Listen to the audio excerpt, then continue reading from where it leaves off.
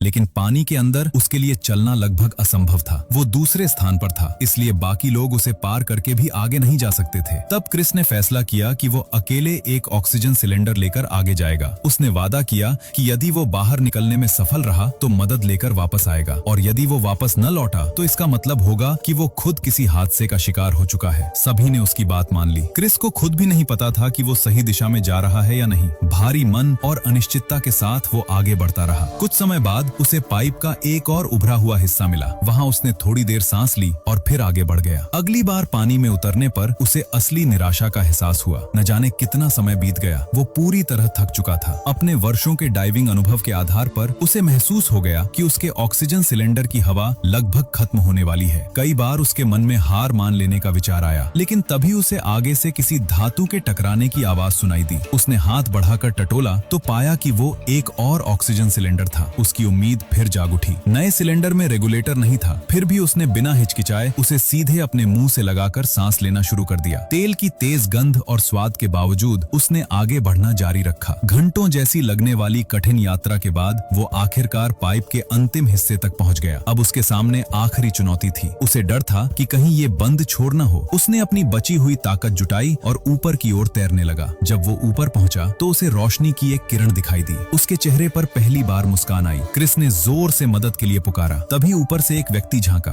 वो उसका सहकर्मी था जो जहाज पर काम कर रहा था। काफी समय तक कोई गतिविधि न दिखने पर वो स्थिति देखने नीचे आया था। क्रिस को बचा लिया गया। उसने तुरंत अपने साथियों की स्थिति बताई और बचाव अभियान शुरू करने की गुहार लगाई, लेकिन अत्यधिक कमजोरी के कारण उसे सीधे आईसीयू में भर्ती करना पड़ा। अगले दिन जब क्रिस को होश आया तो उसे पता चला कि तेल कंपनी ने अब तक कोई बचाव अभियान शुरू नहीं किया था। उनका तर्क था कि पाइप में फंसे 4 लोगों के जीवित रहने की संभावना नहीं है, क्योंकि ऑक्सीजन सिलेंडर केवल लगभग 1 घंटे की हवा दे सकते थे। लेकिन बाद में जब कुछ गोताखोरों ने पाइप पर दस्तक दी तो अंदर से जवाबी आवाज सुनाई दी। इसका मतलब था कि वे चारों अभी भी जीवित थे।